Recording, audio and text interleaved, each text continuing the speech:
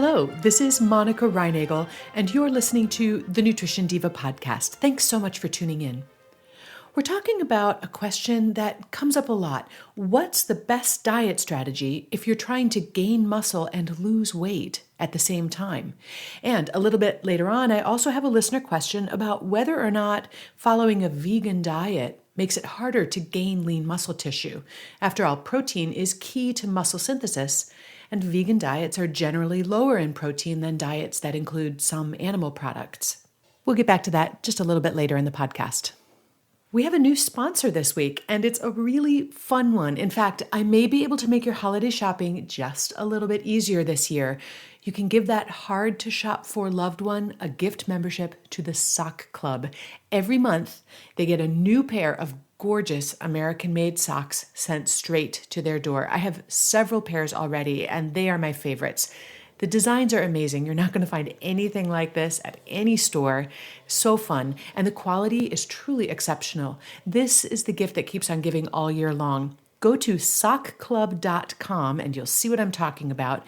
And then use the discount code DIVA at checkout and you'll save 15%. That's sockclub.com. Joseph recently emailed me with a common dilemma. He writes, "We're told that we need to reduce calories if we want to lose fat and to eat more if we want to gain muscle. So what's the best diet strategy if I'm trying to do both at the same time?" The answer depends on whether you're primarily interested in changing your body weight or your body composition. The two are not at all the same thing. Changing your body weight requires changing the balance between how many calories you take in and how many calories you burn. If you want to lose weight, you'll need to burn more calories than you eat. If you want to gain weight, you'll have to take in more calories than you burn.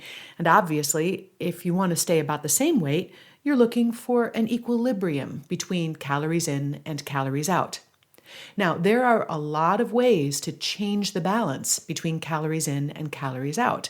You can adjust calories in by changing what and how much you eat. You can adjust calories out by changing how much you exercise and move around during the day. And you can adjust both at the same time, hopefully in opposite directions. A lot of people also try to affect the calories out part of the equation by trying to manipulate their metabolism through various means, such as drinking green tea or vinegar, eating more protein or fewer carbs, taking cold baths, and so on. Although some of these techniques may help you burn an extra calorie or two, it's definitely the long way around the block.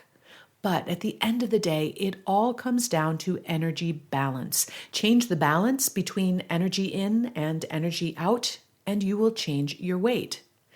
And no matter what your app tells you about how many calories you need to take in, or what your wearable device tells you about how many calories you're burning each day, the bathroom scale is the ultimate authority on whether you've got that balance right. Changing your body composition, on the other hand, usually involves a change in how you use your body. If you stop using your muscles, they atrophy or get smaller. When you challenge your muscles to work harder, you'll generally gain muscle tissue, and this can be enhanced by giving the body adequate protein, which it needs to build muscle. You can change your body composition, that is, increase the percentage of lean muscle tissue and decrease the percentage of fat tissue, without changing your weight. To do this, you'd work your muscles more and increase your energy intake only enough to compensate for the extra calories you're burning during your workouts, which is probably less than you think. It's also possible to gain muscle while simultaneously gaining weight, although this is a little trickier. You need to train your muscles more aggressively and feed them plenty of protein. And you'd also want to increase your total calorie intake enough to start gaining weight. And then you just have to hope that most of the weight that you gain is in the form of muscle. The hardest trick of all, however, is to increase muscle tissue while simultaneously losing body weight. Unfortunately, when we lose weight, we almost always lose some muscle tissue along with the fat. Once again, strength training and dietary protein can help to stem these lean tissue losses. Losing weight more slowly can also help minimize muscle loss. If you have a significant amount of weight to lose, I think your best strategy is to focus first on reducing your body weight while minimizing muscle loss. And to do this, you'd want to lose that weight slowly, do some strength training, and keep your protein intake up. If or when you're within 5 or so pounds of your goal weight, you might want to focus more on improving your body composition. And to do this, you'd challenge your muscles while adjusting your food intake to keep your weight more or less steady. Again, incorporating high-quality protein into every meal can help build lean muscle tissue, and it may also help you with weight maintenance. You'll find a lot more about how dietary protein affects weight and body composition in previous episodes of the Nutrition Diva podcast, especially the one on how to slow age-related muscle loss and how much protein should you eat. And now that you've heard what a nutritionist has to say, you might also be interested in an exercise physiologist's take. My esteemed Quick and Dirty Tips colleague Ben Greenfield recently tackled this same question on the Get Fit Guy podcast. Now, I wanted to share a few thoughts on building muscle when you're following a vegan diet. But first, I need to thank Nordic Naturals for helping bring you today's show. Nordic is perhaps best known for their omega-3 fish oils, which are best in class.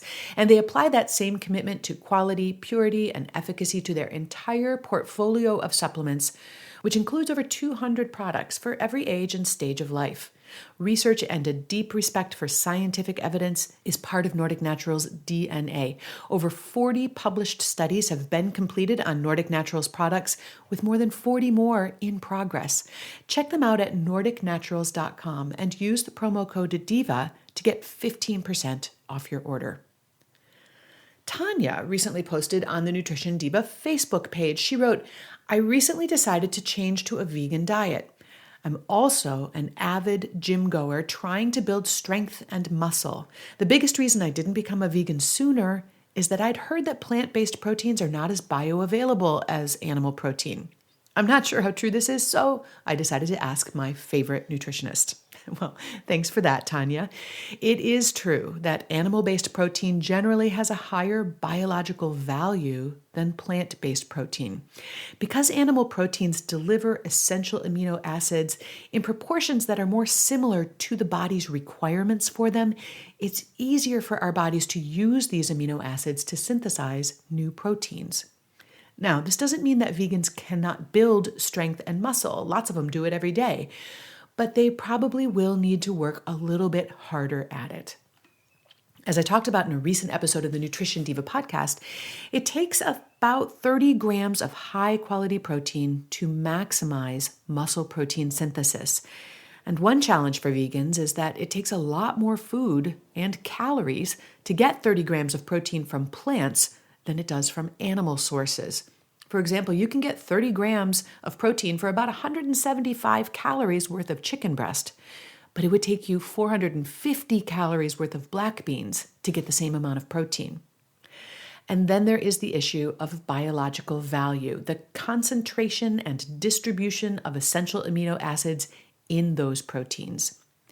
The vegan diet has many advantages, but optimal protein quality is not really one of them. Animal protein sources tend to deliver more essential amino acids per serving and per calorie.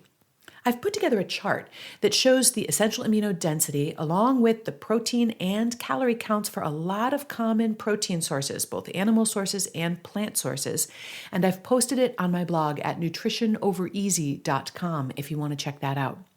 And for a transcript of today's show on losing weight and gaining muscle, along with links to all those related episodes that I mentioned, plus a few that I didn't mention, head on over to nutritiondiva.quickanddirty.com.